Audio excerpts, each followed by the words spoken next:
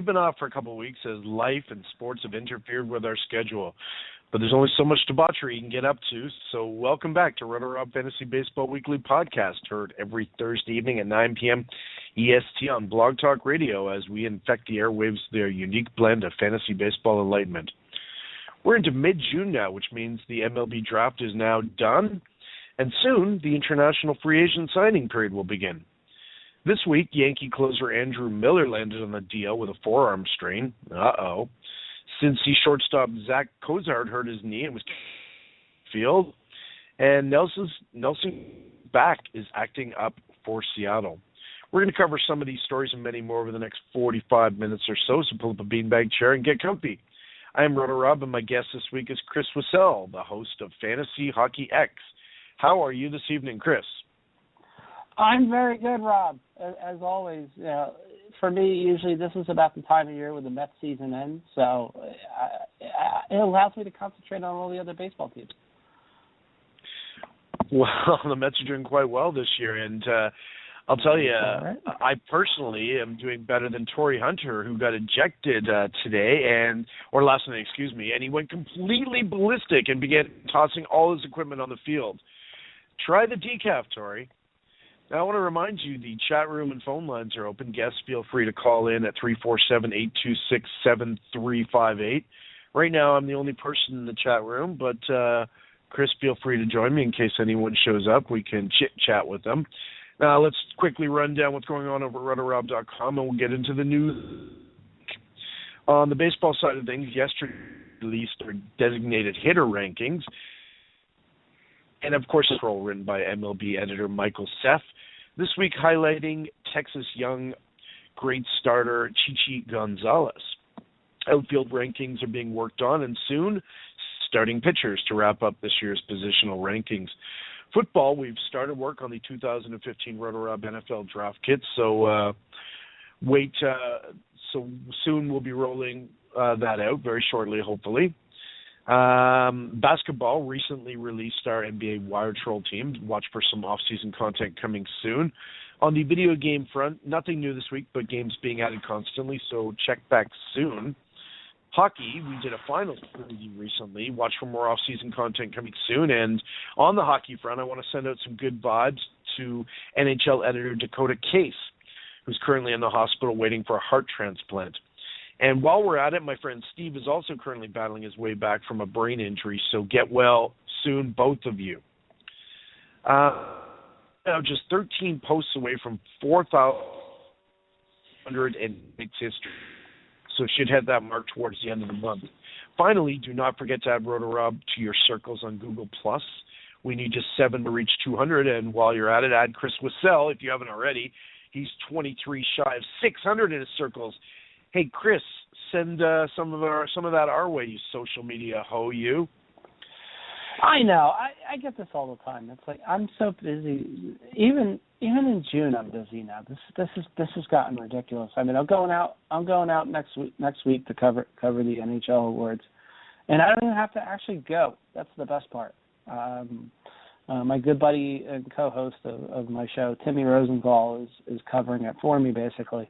While I do some deed of daring do that usually a lot of men have to do, at some point in their lives at least once. But look, like I said to you, Rob, it's been fun. I started watching some of the baseball this afternoon. I still have the MLB package. Amazingly, thank you Comcast for forgetting that the hockey part goes into the baseball part, and I've still had it for 2.5 months, so keep it going. Well, the cat's out of the bag now. You were on the air, but hey, good luck with that. That's excellent. So, Chris, our top story tonight, and of course, since I decided to make this a top story, they have won 2 straight and one in convincing fashion today, but still, there's something wrong with the A's this year. What is wrong with the A's? Go. Chris, you still there? We lose Chris. Hello. Sounds like we lost Chris there, showing that he's on the air, but for whatever reason, I cannot hear him. I don't know if you can hear me, Chris, but if you can fix that, pipe in. All right. I will start talking about what's wrong with the A's. I mean, they're kind of holding their own lately, but dead last in the American Central. I mean, worst team in the American League. What gives there? Chris, you back? I thought I heard him there for a second. Oh, I heard you there for a second, Chris. You having some problem with your jack there? Oh, you're on the air. Okay, Chris, go ahead. Look, the A's have their own unique set of problems, and it was just kind of something that you could see coming from the start of the year. They hit sometimes, they don't hit sometimes.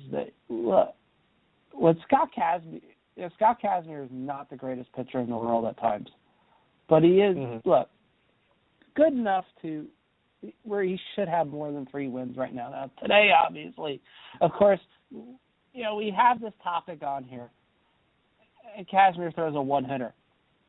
Naturally, this is how it works, Rob. So, Rob, what you need to do, right, say really bad things about the Mets, and then we're good. But no, I think it's just a simple combination of things where nothing has gone right for the A's. I mean, you go up and down, you look at their lineup. There's just nothing that sticks out. J.J. Redick had a nice day today, and that's great and all. But you start looking at this guy doesn't have a lot of pop. This guy doesn't have a lot of pop. This guy doesn't have a lot of pop. This guy has pop, but he strikes out all over the place. And there's just no rhyme or reason for what Oakland's done. Well, can they turn it around? It's really weird when you look at the numbers for the A's. I mean, before today's easy win, they were kind of holding their own, 5-5 in last 10. They'd pulled within 3.5 games of the fourth-place Mariners. But we're now 8 back at second-place Texas, make that 7 now. 25 wins through 62 games, not good. Just 11 wins at home. They're not taking care of business at home. That's a problem. 14-19 on the road is not awful, but it's not good. But, okay, here's the weird thing. 261 runs for, 251 against. Makes you think, is this just bad luck? I mean, the offense has been solid. They're 8th in runs. Okay, they're near the bottom in homers, middle of the pack in OPS. Yeah. But 8th in team ERA. This is in the majors, not in the American League. 8th in runs, right. 8th in team ERA. 3rd best rotation in the ERA. But here's the problem. Well, 2 big problems jump out at me. 29th in bullpen ERA. The bullpen's been awful. 4.74. But Edward Mejica and Sean Doolittle, currently out, should be back soon. That will be a huge help to the bullpen. Defense, worst defense in the majors. MLB leading 58 errors, 20 of them alone by Marcus Semien. Okay, now to put that in perspective, only 5 players had 20 or more errors all last season. He already has 20, and we're not even halfway through June. Okay, that's a problem, my friend. Defense and bullpen are killing this team, Okay, but the other big thing, and I guess this kind of relates to the bullpen. Before their win against Texas Wednesday, the A's were an MLB worst 3 and 1-run games. So you can see they're winning, like they're hammering some people, but they're not pulling out, and that's right. That's right there. It's bad luck. But it also speaks to the weak bullpen because you get into the later innings and their bullpen's getting beaten. That needs addressing. Oh, you mentioned, they can address it. I mean, look, I saw the number 20 and I thought it was a joke, to be honest. I don't think that was a mind blowing one for me. I'm like, wait a minute, that many errors, and we're sitting here a little over 2 months into the season. So if you do really bad complex math, and I mean really bad. Well, you're looking at about every 3 games, Rob. You're looking at close to a 50 error pace. And that's why they hired Ron Washington to be their infield coach and to try to address this, but you can't fix that overnight. That's just, I don't know if it's just bad footwork or laziness. Oakland has always sort of gotten by on good pitching and pretty good defense, and usually those two go hand in hand, right? You need good defense to have good pitching to an extent. especially if you got a ground ball staff, of course. But, wow. I mean, you mentioned Kazmir. He was really struggling before today, but seems to have turned it around. I'd point to the Josh Donaldson trade as a really horrific move. It's not worked out in Oakland's favor at all. Yeah. Why the A's took 2 shortstops in the draft last week or this week. Their first 2 picks were shortstops. Why? I mean, they in recent years they dealt away both Addison Russell and Daniel Robertson, 2 great shortstop prospects. What are they doing? I don't get it. This really confuses me, Chris. Sometimes when you make these kind of questionable decisions, it indirectly affects your team's record, and sometimes it directly affects them. Hey, you're a player for the Oakland A's, and you see what your front office is doing, and you just sit there and go, huh? I mean, that has an effect. In this case, it's had one. There's no question about it. Something is very much off with this team, and it's not just on the field. Can I put a finger on it? No. There's an intangible there too, right? Because the A's always seem to be one of those teams that they had a magical quality. They would pull out games, in the last second, things like that. When they won Wednesday to snap their 4-game losing streak against Texas, it was their first walk-off win all season. They've only won 3 times all year when they're trailing after 7. It was only the 7th time all year they came from behind at all to win a game, and that was tied for the fewest in the majors. They're really lacking that kind of, they're never out of it quality. And the A's always seem to have had that. But at least so far this year, they're really lacking that magic. And I think, again, that speaks to the bullpen to an extent, because really bullpens are going to win it or lose it for you in the later innings, and they need some help there. I think Doolittle and Mujica will help, but there's an intangible about that too, because when you start winning games late, that's when you start believing in yourselves, you know what I mean? And you get on a roll, and they're not doing that. They're losing close games. They're not coming from behind, and that is why somehow, even though they have more runs for than against, and they have like a decent offense and a very good rotation, they're in dead last in the AL West. It's crazy, man. Hey, this is why they play the game sometimes, Rob. It really is. I mean, as cliche as it sounds, this is something that just happens. You can't explain it. You look at it and you go, something's not right here. It doesn't pass the sniff test, and yet sometimes you actually are the very thing you don't think you are. Yeah. I definitely think they're a better team than they showed. But, I mean, I spent a lot of time looking at the basic core numbers today, trying to figure out what is wrong with the A's. I mean, outside of the obvious, the bullpen and defense, and just, in close bullpen, but how a plus 10 differential can translate into being, 10 games under 500 or whatever they are, is like, or 12 games under. It blows my mind. So, yeah, that's the A's for you. We're going to get into some action this afternoon. Oakland's AL West rival, though they're trying to catch Seattle, was playing Cleveland, a game won easily by the Indians, 6-0. And Cleveland really needed this win. They had lost 3 straight coming in, but Seattle has been struggling too. They've now lost 9 out of 12, and over the last 15 games, they've scored more than 3 runs just once. Talk about an offense going into the tank. Of course, it doesn't help that American League home run leader Nelson Cruz missed another game with a back injury, although he is expected to return to the lineup tomorrow, so that's good news for Seattle. For Cleveland, newcomer third baseman Giovanny Urshela, a 23-year-old for Columbia, who was just called up after Lonnie Chisenhall was sent down to AAA on Sunday. He got his first hit in the 3rd inning, and then he hit his first career homer in the 6th, so very memorable day for the kid today.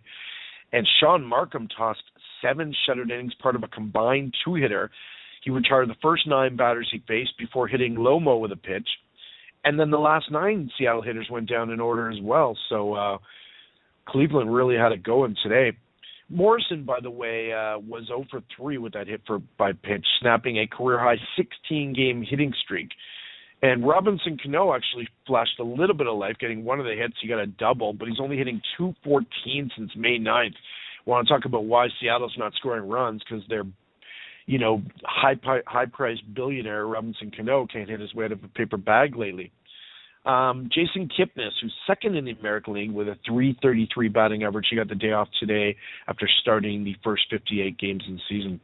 For Seattle, Mark Trumbo had the other hit. Really not much to talk about offensively. He was 1 for 3, struck out once.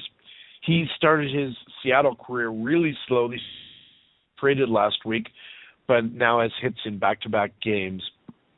J.A. Happ was the starter, and man, did he get slaughtered. In 2 1/3 innings, he gave 6 hits, 4 runs. He struck out 3, walked 2, took the loss to drop to just 1 game over .500. Happ has been a real Jekyll and Hyde act this year. He's been awesome at home, 2-1 with a 1.88 ERA, but battered like a stepchild away from Safeco Field, where he's just 1-1 with a 6.14 ERA. Definitely, if you are streaming pitchers, you do not want to start J.A. Happ on the road. For the Indians, as I said, Urshela had the big game. He was 2 for 4 with 2 runs and 2 RBIs, struck out once. His slash line is now 250, 250, 625. Markham, of course, got the big win. Struck out 5, didn't walk anybody, threw 106 pitches. He's down to 4.09 now. That's his third straight strong outing, so it is definitely time to consider him in AL-only leagues at the very least. Chris, you were keeping your eye on San Diego, Atlanta. What went down hot limit today? This is fun to watch. Actually, I was surprised. But for those that may not know, San Diego surprisingly has been able to keep an even season. People expected them to be 8-10, 500 already, and headed towards the south end of the NLS as they normally do. But not the case. Today had a bit of a tough game with Atlanta. Bud Black did have a little bit of an issue in the 7th inning. He might have gotten a little hot under the collar with the home plate. And that was that. He was ejected. Look, this had a lot of stops and starts. There was a rain delay early. There was the threat of rain pretty much through most of the game. There was 156-minute rain delay. But in the end, San Diego was able to pull out a 6-4 win in extra innings. One of the nicer things, Rob, we saw Craig Kimbrell shut down his former team for the second day in a row. After sort of let's just say April was not kind to Kimbrell. With today's very easy 11th inning, his ERA has finally dipped below 4, so that's progress for the reliever. 15 saves and 16 chances with San Diego. And something interesting that I noticed, Rob, last year San Diego, and it seems like for the last few years, San Diego's basically won only about 30 to 35% of their extra inning games. They're 4-2 now on the year. And that has to at least mean something for a team that's been awful and horrendous. I know it's baby steps. You look through, Dale Thayer got one of those cheap wins that you kind of just sit there and go, it's nice to see a setup guy get a win. It's always good. By the way, Rob, just something for a sense of humor and for fantasy folks. Black allegedly got ejected from this game, and this is funny. Asked if Jerry Meals needed another meal. Now, he might have used slightly more colorful language, but if you've ever seen Jerry Meals, he hasn't missed one. So was this reminiscent of Jim Schoenfeld, Don Koharski? Go eat another donut, you fat pig?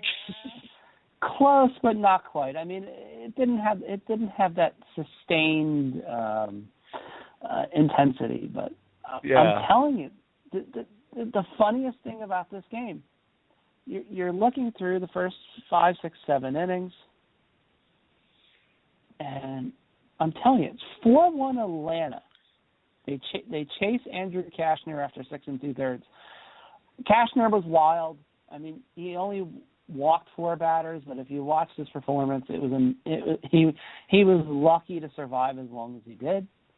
And then you watch the slow comeback, and this is just something that I've said all along. This is one team, at least with San Diego, that you have to give a lot of credit for. Well, they certainly opened their wallets this summer, or this winter rather. That's for sure. They spent, and look, are the results going to happen this year? Given the division, probably not. But for them to be 500 right now after 62 games, Rob, I mean, it's not a stretch to say that they could make a run at the wild card. Sure. I mean, it's not like they're completely out of it. You look at teams that are rapidly falling back, like the Mets, a few other teams. I mean, look, the Braves were kind of a team that you figured would be around 500, and God, they're so predictably right there. I the San Diego. I like what I say. I'm good. Penn had a big walk. Sound like something fantasy baseball world is like, oh, he had 2 walks, but they were productive, and so it sounds wow, there we go.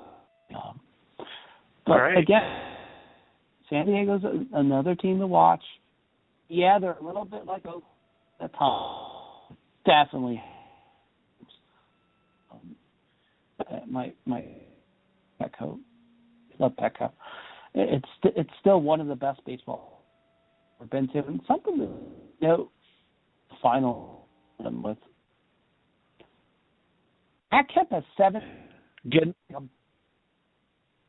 7. Sorry, getting a lot of echo on your end there, Chris. Sorry about that. That's okay. Anything else to report from the Braves Padres game today? Not too much. I do let people know that basically, again, it wasn't as if the Braves bullpen was that bad today. It did, he did blow a save, but it was a tough look. Sometimes, these things happen, and if you're a Braves fan, you can't worry about it. You're going through the transition, et cetera. Just basically enjoy the ride with these teams. Pick your spots. Freddie Freeman obviously is an excellent first baseman, and you're probably the best player out of both of these teams. So if you're, I don't really recommend streaming anybody for either one of these teams. Well, desperate. I might argue Justin Upton, is potentially a better fantasy player than Freddie Freeman, but they're definitely both among the better ones out there. That's for sure. I look at the slash line and it's like yeah, I know Upton's still batting 290, but man, he's batting 239 since May 15th. That worries me a little bit. Yeah. Ball season gets warm, not good. True that. I got a few other notes here to go over before we go off the air. The Angels have recalled third baseman Kyle Kubica.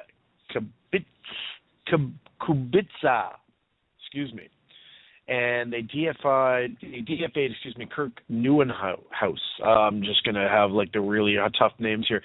Anyhow, Kubica goes 2 for 3 in his debut last night, and with David Freese dealing with a hamstring problem, he's going to get a chance to play a little bit. This kid was a third-round pick by the Braves, actually, 11, and then dealt to the Angels in January. He was brought in to basically be the third baseman of the future for the Angels, and so far the future looks bright. He was enjoying a solid season in his first year at AAA, and some suggest he could be the next Kyle Seager. which is a great comp there. Meanwhile, poor Nieuwenhuis hit just $136 in 10 games. The Mets third rounder in 2008, who was DFA'd by the Mets last month, has now been cut by two teams in less than a month, not having a good season at all. Chris, wanted to ask you about in the wake of the woman getting hurt at Fenway Park, who was hit in the head by the broken bat last week. Major League Baseball is now, well, at least saying it will reevaluate fan safety at stadiums. And this could, of course, result in much more netting, bigger netting, more areas protected by netting. I guess that makes sense from a safety standpoint. We don't want fans getting... But on the other hand, I know I'm a few years older than you, but when I was a kid, you go to a hockey game, you get a puck every now and then. If you're sitting, behind the goal or maybe in the corner. Pucks don't go into almost never go out of play anymore. Almost never. And if they do, they're certainly not coming at any speed, at any rate. Part of the baseball viewing experience is fans bringing their gloves to the game and getting a chance to have a foul ball or a home run. But more usually, it's more usual that it's a foul ball. And it sounds to me like, depending on how expansive the netting will be, that in the interest of protecting fans, that may go away. Your thoughts on this? Yeah, this is, God, Rob, I am 40. Okay, but all right. I do remember the old days very well. Look, part of this too. You never want to say this. Part of it is I've seen so many times where fans have gotten clocked not paying attention. This was not the case, however. This unfortunately, Rob, this is just one of those situations where the fan really had no chance, and that's scary. Bats and balls come at such a high rate of speed sometimes that you sit at home plate, you look over to your right or left, and I've watched this even at minor league games, Rob. It's like it's less than a fraction of a second. It's like less than a half second to react. And someone said she moved the wrong way. There's really nowhere for her to go, no matter what. You just hope. Look, she was I believe she was upgraded to good condition today. She's definitely getting better. That's the good news. Great news. But of course, it always takes a near disaster to actually happen. And now baseball's going to look into it, even though everyone knew that this could happen at any time. It takes someone getting killed or almost getting killed for somebody to get off their ass and say, maybe we should do something about this. But you know what I'm saying? You know what I'm saying? Like, part of the experience of going to a game is the chance that you'll catch a fly ball is so exciting, right? And I don't know what their plans are. Obviously, at this point, they're just going to look and make recommendations. But I can envision a scenario where the fans are almost completely separated from the playing field by netting of some kind, and so much for getting a foul ball anymore. Is that a large price to pay for fan safety? No, I guess it isn't. But you know what I mean? I guess I'm just being a grumpy old man because I'm thinking, in my time we can catch a foul ball, and the joy of a kid coming to a game with a glove and catch a foul ball and give it to him, and just that has on you. You're so thrilled as a kid to get a ball, And we're going to have this whole generation of kids that will never experience that, potentially, Yeah, it could get to that point legitimately. They're looking at going right down the lines, basically. Mm-hmm.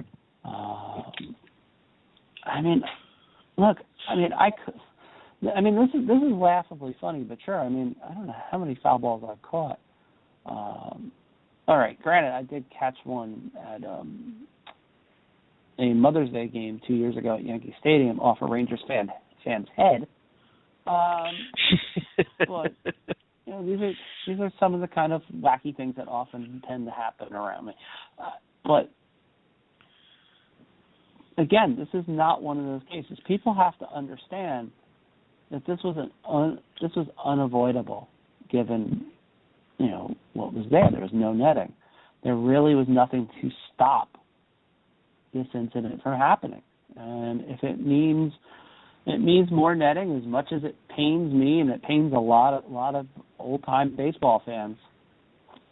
I mean, how far do you go down the line? That's the real question. How far do you go down? I don't have that answer. Do you go down just down to the first base? You could still get hit. It's like a streaming line drive. Yeah, you just have more time to react, right? You've got a couple seconds to react if you're way down the corner by the home run, by the foul pole. That would be one screaming line drive coming at you. I can see the argument on both sides. I get fan safety has to be a concern, but I wonder if it's just a larger trend where at some point we'll all just be walking around you ever seen bubble soccer? Like those people that wear bubbles and walk, and they play soccer with a big bubble on? Have you seen that? Yes. Well, are we going to be a society that walks around in bubbles? So we just, or certainly wrap our kids in bubbles so they just, they never get hurt when they fall or run across the street or whatever. I don't know. It's just, I'm sounding like a grumpy old man. Let's move on. Yeah, that's never good. So Evan Longoria returned to action last night after being out of the lineup for about three games with a sore wrist. And he gave the Rays the lead with a solo homer in the third inning. It's only his second homer in his last 28 games and just his sixth this season. He's actually hitting better this year, and his walk rate has bounced back big time. But his extra base pop just hasn't been the same the last couple of years. What gives with Longoria lately? I mean, power-wise, last 2 years. Part of it has to be injuries, but he was actually healthy last year, though. Yeah, but I mean, all right. The kind of unknown part in this, even though he was healthy, no. All right, even though he didn't miss games, you mean? Right. He was playing. He was playing considerably banged up. You look at his numbers down the line. Yeah, you look at that 420 slugging percentage and go, that's not what I'm expecting here. No, you're right. I mean, you look at this and it's like, wow. I mean, even tonight, obviously he's 0 for 3, but when you start looking into some of these other numbers, it's like, God, I mean, what's going on? I mean, and again, like you said, it's not just 1 year. But it's utterly frustrating for any fantasy player to look at this. Well, I wonder how much of it is lineup protection, although he's certainly been the only force in the Rays lineup before and performed. But, he really has not had a lot of lineup protection throughout his career. But, I mean, it's even worse now, obviously. Yeah, I mean, but he's fairly used to it, to be honest. I mean, you have certain players. I mean, it's not like there's no pop in the Tampa Bay lineup. I mean, you have a couple guys with some decent pop, but you're expecting Longoria to kind of carry the way, and it's not happening, Rob. No, it's not. It's unfortunate. So, yeah, is it something with a swing? Maybe. I mean, that could be it too. It just seems like there's something off that nobody's really figured out yet. Yeah, because he's not an old man. I mean, he's still in his 20s. Like, he should be pretty much in his power prime over the last few years. But the last 2 years, it just it hasn't happened. And I'm just wondering what the deal is there. Yeah, I'm looking through this. Only 2 extra base hits in his last 10 games. Yeah, not good. Not good at all. Yeah, This is not just one of those things where you can say, hey, it's a 50-60 game trend. Okay, he'll snap out of it eventually. You start getting into this is season more than long and season and a half, really. You start worrying. I mean, look, it's little things, wrist, back. I mean, you're right. I mean, he's only 29. Yeah, he's not an old player at all. I mean, he's definitely had his share of somewhat minor bang-ups, but I guess enough somewhat minor bang-ups can lead to, something fairly major. He's avoided major injuries over his career, but he's had problems with his elbow, this, that, the other thing, little things that, a week here, a week there. Still in the American League East, the Red Sox have lost 9 of their last 10 on the road, and have now dropped to last place in the American League. 3.5 back now, third place Toronto, which is really making a move right now. They're really struggling to hit. I mean, we knew pitching would be a problem with Boston, but the hitting. Yeah, going on with.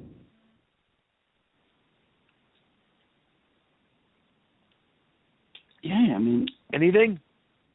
You're 100% right on this. I mean, the only team that scored less runs, the only team that has scored less runs right now in the AL East than the Boston Red Sox is the Tampa Bay Rays, who ironically are in second place in the division, and that just goes to show you how bad this division is. I understand that, but this division's awful. I mean, look, the Yankees should be a 500 team. They performed a good bit better than expected, especially in the last 10 games. That's obviously buoyed their record. Masahiro Tanaka is not going to stay healthy forever, and eventually, at some point, the injuries are going to kill this team. I mean, it may take longer than last year, but that's the kind of team. Again, Tampa is on a run. Toronto is on a run. Baltimore, well, you get them on the road, and they're pretty beatable. But Boston, look, you knew they were going to give up a lot of runs. They've given up the most runs in the division. Even more than Toronto, Rob. Yes, it's true. It's true. But you're right. They can't hit anything lately. And it's something that you could say, this is one of those things. It's not a fluke. There were going to be problems with this team hitting at times. And it's the type of team that can't afford these streaks. I mean, look. Yeah, all right. Look, Hanley Ramirez is having a pretty nice season. That's great. When he's in the lineup. Well, again, when he's in the lineup. Yeah. That's the problem. Because he is pretty fragile. Well, okay, a little. Yeah. I mean, all right, maybe a lot. I mean, you start looking at the overall numbers. Here you go. Here's the eye popper. This is the Boston Red Sox, folks. Their slugging percentage. Don't look at the screen. 373. That's right. Not a misprint. That's 27th. Batting average. With the recent woes, and basically over the last 10 games, I think as a team they're hitting something like 228. That batting average is now down to 246. That's in the bottom third in the majors now, 21st. Runs are 25th. By the way, Tampa's 26th. Throw that out there. Their on-base percentage, which they weren't going to be all that good with anyway, is still at least in the middle of the road at 17th. I mean, and this is with Pedroia having a good bounce back year. Yes, even so, but of course Ortiz has been absolutely useless, and they've been sitting him against tougher lefties, and it's ugly. Now the good news is they are in the American League East, and they're only 6.5 games out, so it's easy to get back in this. They have the assets to make a move. They have a great farm system with a lot of talent there to trade if they so desire. The also good news is they get the Jays next, and they can work directly on that deficit, or fall into an even deeper hole. But, I mean, you get to control your own destiny going right against one of the teams that's ahead of you. That's good news. But, I mean, Eduardo Rodriguez has come up and been, absolutely lights out. The bullpen's been generally very good. They just need one or two more starters. They need an ace. They need, another, solid number 3 guy. They got to get rid of all these number 5 starters they have. And they need to get Big Papi going. They need to get more production from their outfield, which has been awful. I mean, Rusney Castillo was supposed to help there, but we're still kind of waiting on that. We'll see if he's the answer. But, so it's a good news, bad news thing. The good news is there's still lots of time to turn things around, and they have the assets in place to do so if they decide to make a move. And there's no reason why they shouldn't. 6.5 games out is nothing. Right. Are they going to... The numbers are bad, but they're... Again, it's the AL East. Anything is correctable here. Right. Now. That's the good news. They're in the right division to be struggling in June and say, well, we don't have to decide we're a seller at this point. We can, we can evaluate the team for another month and then make a decision, and we'll still be only maybe 10 games out, which is still correctable. That's the good news. Over in the National League for the Giants, Nori Aoki tied his career high with 4 hits Wednesday. Last time I checked, he's got at least another 2 tonight. He was 2 for 3 in the 5th inning. Guys hit safely in 8 straight games, going 17 for 34. All of a sudden, Aoki's back to being nearly a must-own fantasy player, which is just really nice to see. And part of this reason why the Giants have turned things around, a crappy start, where everyone was like, oh, odd year, so of course they're going to suck this year. But and they started that way. But they've turned it around. Now it's like, oh, my God, the Giants are a contender again. Ah, darn. They came back. I don't know if you've noticed how hot he's been. He's been freaking on fire, this guy, Aoki. I mean, it's nice to see. It's pretty insane to watch this. It's nice to see because he kind of fell off the map after a couple of very good seasons to start his MLB career and looked like he was ready to go back to Japan. Like, things had just gotten so bad. But, man, has he revitalized his career with the Giants. It's big time. Stealing bases again and getting on base at over 400 clip. Really good. Yep. That's a big one. That's a nice, good cricket number to have. Yeah.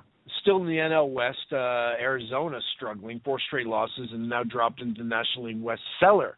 And they are half a game behind the Rockies, who are in 4th. And if you're behind the Rockies, you're bad. This just in. No. Pretty bad. You got anything else to throw at us tonight, Chris?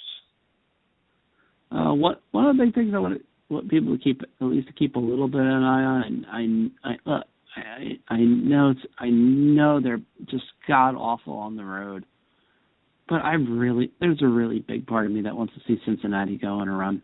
I mean, it kills me. I don't know, man. They got so many injuries. Injuries have really destroyed the Reds this year. So they were a promising team to start the year, but I don't know how they can overcome all those injuries, man. I mean, they've managed to turn it around a little bit of late. They've won 4 straight. Tough one in Chicago tonight against the Cubs. The Cubs are a tough team to play against right now, and obviously, it's like the broken clock's right twice a day, and then there's St. Louis, which just seems to, it's almost like it's about the 3rd week of the season. But like I said, the injury, the Zach Cozart, though, it's painful. I mean, I watched it and just, it's one thing, you tear an ACL, okay, you get that. Here you go. Tore at least one tendon, possibly 2, and several ligaments in his right knee. Yeah. He blew that knee right out, Rob. And he was actually having a pretty good offensive year, which is unbelievable because I've always wondered how he kept his job. Like, he just kept getting worse and worse offensively. So they're missing that, and then, of course, they're missing Mesarako, which is a huge loss. Botto stayed healthy and is having a solid year, but not enough RBIs because there's no one to drive in. And Billy Hamilton just has been awful, can't get on base. And the Reds have had to go deep into their farm system for starting pitching. The kids are coming, which is great, like, for the future, but they've really had to dig deep into their system to, for their rotation with the injuries they've got there as well. So, losing Homer Bailey was another killer for them.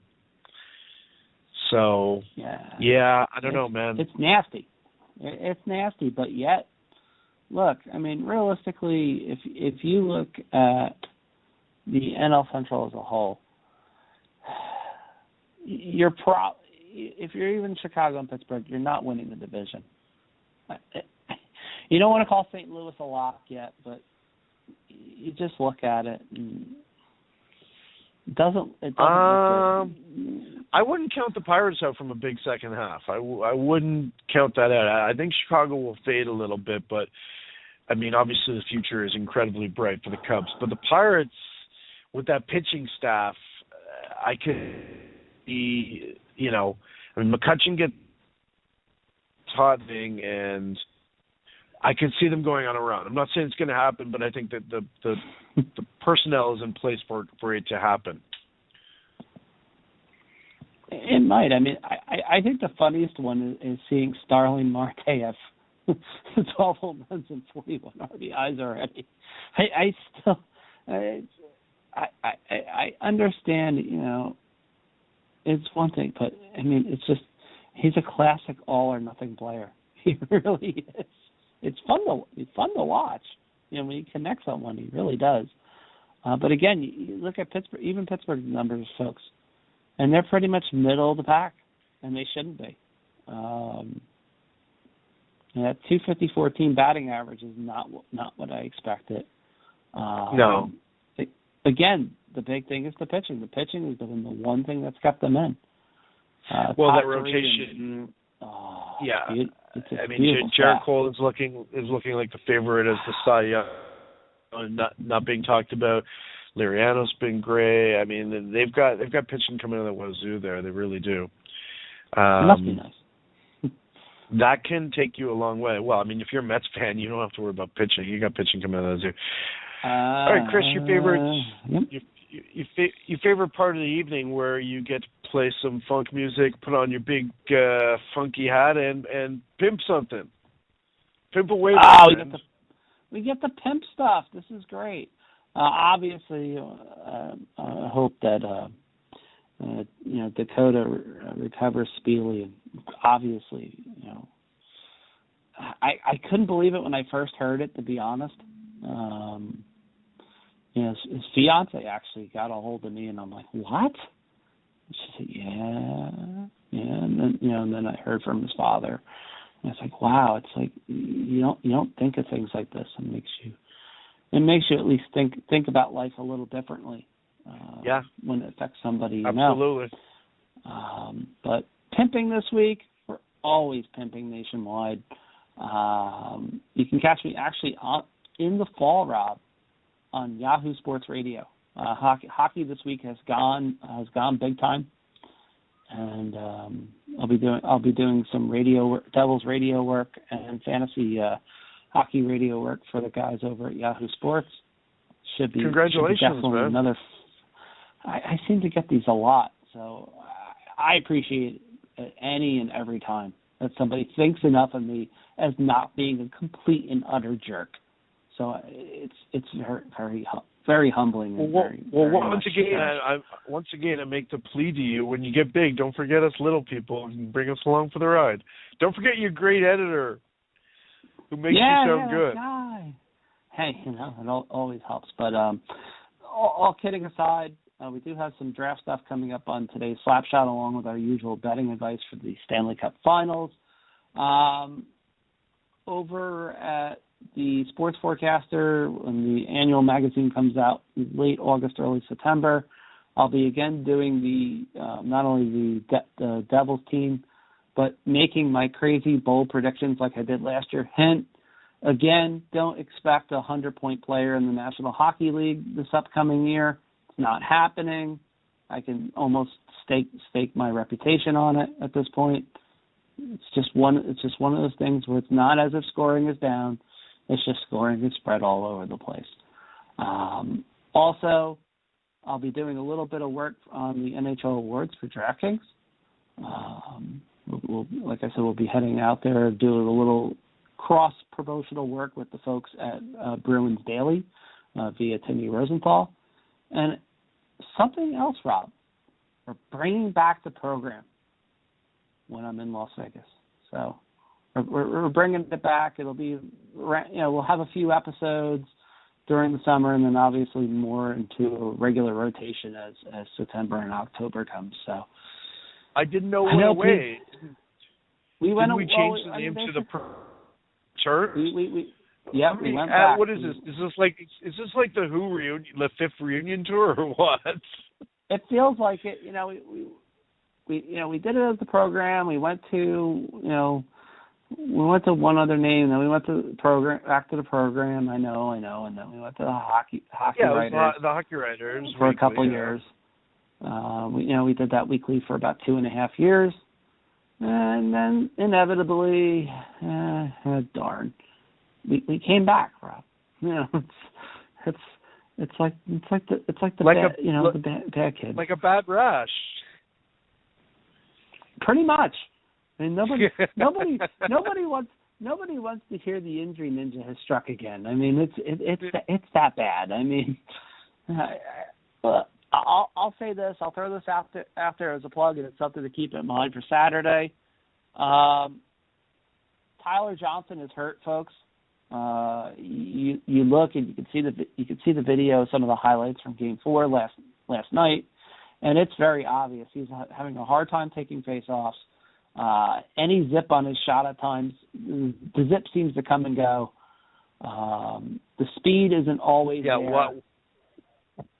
Why they're putting him over on the one-timer spot on the power play is beyond me. When that totally should be Stamkos there. That totally should be Stamkos there with his. I mean, he's got such a better shot anyhow, and Johnson's a better facilitator. It makes no sense. The thing is, when you look at it, Rob, from 10 feet in close, Tyler Johnson's probably the best player in the National Hockey League right now, but not at this current. Basically currently he's not healthy. So. Yeah, but who do you want taking a one-timer? Tyler Johnson with his obvious wrist injury, or Stamkos? Mm-hmm. I mean, wouldn't you rather have Johnson be the water bug, working behind the net, feeding players, the guy on the half boards who's facilitating the play where Hossa plays on the power play for the Hawks, or makes sense. Having him stand there waiting for the one-time. Like they had the tying goal right there late. But he was late getting the shot off, and Crawford had time to get over and make that save. But anyhow, we'll save that for a hockey podcast, I guess. Exactly. It's much like how it is. I mean, it's kind of like Andrew McCutcheon this year. Same type of thing. He started off really brutally slow. And some people suggested that he definitely had some sort of injury. He did. He didn't say that that's what's slowing him down, but it had to be what was slowing him down. It's like you sit there every time a player says that, no, the back's not that bad. It's gonna be all right. Sure. Not good. All right. Well, it's 5:43 to go in the half. Golden State leading Cleveland. So let's get back to the NBA, and let's call it a night. Tonight, Chris Wassel from Host X. A pleasure as always, Chris. Great. And once again, our thoughts going out to Dakota and his family. And I'm going to close the show with some Sean Mulray and Open Door. Hopefully, we'll have you on again real soon, Chris. All right, Rob. Thank you very much. Have a great night.